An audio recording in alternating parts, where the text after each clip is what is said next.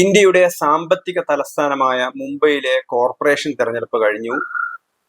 മുംബൈയിൽ മാത്രമല്ല, മഹാരാഷ്ട്രയിലെ 29 കോർപ്പറേഷനുകളിലേക്കുള്ള തെരഞ്ഞെടുപ്പാണ് കഴിഞ്ഞത്. ഭൂരിഭാഗം സ്ഥലങ്ങളിലും BJP നേതൃത്വത്തിലുള്ള മഹായുതി BJP ശിവസേന സഖ്യമാണ് വിജയിച്ചത്. മറുഭാഗത്ത് കോൺഗ്രസും അതേപോലെ തന്നെ ഉദ്ധവ് ശിവസേനയും മത്സരിച്ചിരുന്നു. അവർക്ക് വലിയ നേട്ടങ്ങളൊന്നും തന്നെ ഉണ്ടാക്കാൻ കഴിഞ്ഞില്ല എന്നുള്ളത് നമ്മൾ കണ്ടതാണ്.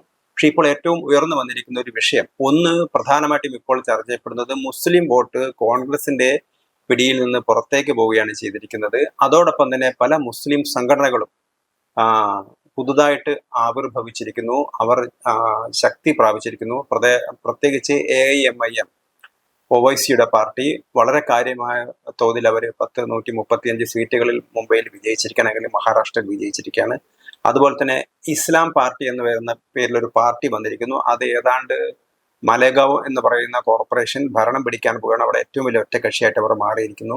ഇവിടെ ശിവസേന, BJPയുടെ സഖ്യകക്ഷിയായ ശിവസേന ആരോപിക്കുന്നത് ഒരു മുസ്ലിം അജണ്ടയുമായി ആഗോളതലത്തിലൊരു ഗൂഢാലോചന നടന്നിരിക്കുന്നു എന്നാണ് അവർ ആരോപിക്കുന്നത്. കാരണം അവർ എടുത്തു പറയുന്നത് മുംബ്ര കോർപ്പറേഷൻ, മഹാരാഷ്ട്രയിൽ തന്നെ മുംബ്രയിൽ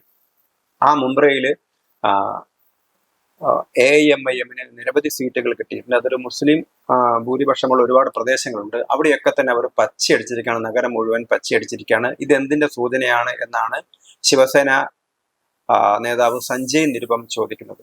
അദ്ദേഹം പറയുന്നത് മുംബൈയിലെ 17 കോർപ്പറേഷൻ വാർഡുകൾ, മുംബൈ മുനിസിപ്പൽ കോർപ്പറേഷനിലെ 227 വാർഡുകളിൽ 17 വാർഡുകളിൽ മഹായുതി സഖ്യം തോറ്റത് ഒരു പാർട്ടിയല്ല, മുസ്ലിം സമുദായം ഒറ്റക്കെട്ടായിട്ട് മഹായുതിയെ തോൽപ്പിക്കാൻ മുന്നിട്ടിറങ്ങി എന്നാണ് പറയുന്നത്. അപ്പൊ ഒരു സമൂഹം, ഒരു പാർട്ടിയെ തോൽപ്പിക്കുന്നത് പോലെയല്ല, ഒരു സമൂഹം മുന്നിട്ടിറങ്ങിയിട്ട് മഹായുതിയെ, സംസ്ഥാന ഭരണകക്ഷിയെ തോൽപ്പിക്കാൻ വേണ്ടി ഒറ്റക്കെട്ടായി രംഗത്തിറങ്ങി. അങ്ങനെ മുംബൈയിൽ ഒരു മുസ്ലിം പോക്കറ്റുകൾ ഉണ്ടാക്കിയെടുക്കാൻ ശ്രമിക്കുന്നു എന്നുള്ള ഒരു ആരോപണമാണ് ഇപ്പോൾ ഉയർന്നിരിക്കുന്നത്. നേരത്തെ തന്നെ ഒരു പഠന ഗവേഷണ കേന്ദ്രം, ടാറ്റ ഇൻസ്റ്റിറ്റ്യൂട്ടുമായിട്ടൊക്കെ സഹകരിച്ചിരിക്കുന്ന ഒരു പഠന ഗവേഷണ കേന്ദ്രം അവരുടെ പഠനത്തിൽ കണ്ടെത്തിയത് മുംബൈയിലെ ജനസംഖ്യയിൽ വളരെ വ്യാപകമായ തോതിലുള്ള ഡെമോഗ്രാഫിക് ചേഞ്ച് വരുന്നു, മുസ്ലിം പോപ്പുലേഷൻ വർദ്ധിക്കുന്നു എന്നുള്ളതാണ്.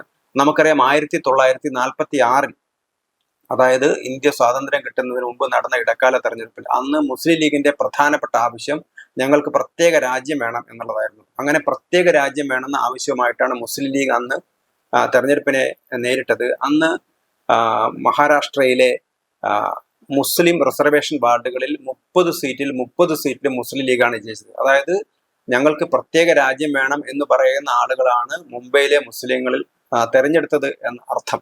അപ്പൊ അങ്ങനെ മുസ്ലിം റിസർവേഷൻ വാർഡുകളിൽ മുസ്ലിം ലീഗ് ജയിച്ച ഒരു പാരമ്പര്യമാണ് മുംബൈക്കുള്ളത്. പക്ഷെ അവരുടെ മക്കളും ഒക്കെ ആയി കാണും, അവരൊക്കെ മരിച്ചുപോയി കാണും. അവരൊന്നും ഇന്നത്തെ മുസ്ലിങ്ങളൊക്കെ പാകിസ്ഥാൻ വാദികളാണെന്ന് പറയാൻ പറ്റില്ല. പക്ഷെ നല്ലൊരു ശതമാനം, ഒരു വിഭാഗീയത വളർത്തിയെടുക്കാനുള്ള ഒരു കാര്യമായ ശ്രമം മുംബൈ ഭാഗത്ത് നടക്കുന്നു. അതിനൊരു അന്താരാഷ്ട്ര ഗൂഢാലോചനയുണ്ട് എന്നാണ് ശിവസേന ആരോപിക്കുന്നത്. അതിന് പ്രധാനമായിട്ടും അവർ എടുത്തു പറയുന്നത് പ്രത്യേക മുസ്ലിം എൻക്ലേവ്സ്, മുസ്ലിം തുരുത്തുകളൊക്കെ രൂപീകരിക്കപ്പെട്ടിരിക്കുകയാണെന്നാണ് പറയുന്നത്.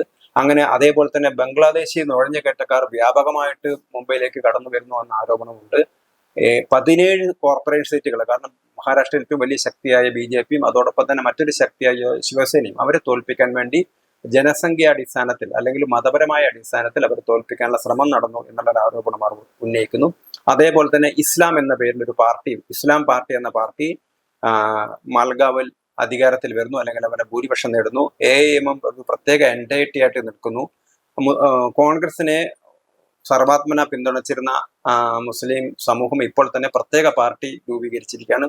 ഒരുപക്ഷെ താൽക്കാലികമായിട്ട് ഇതിന്റെ ഒരു നേട്ടം BJPക്കാണ് ഉണ്ടാവുകയെങ്കിലും ഇത് സമീപകാല ഭാവിയിൽ വലിയൊരു പ്രശ്നം സൃഷ്ടിക്കും. കാരണം മതത്തിന്റെ അടിസ്ഥാനത്തിൽ സംഘടിക്കുന്നത് വലിയൊരു പ്രശ്നം സൃഷ്ടിക്കുമെന്നുള്ളൊരു ആരോപണമാണ് ശിവസേന ഉയർത്തുന്നത്.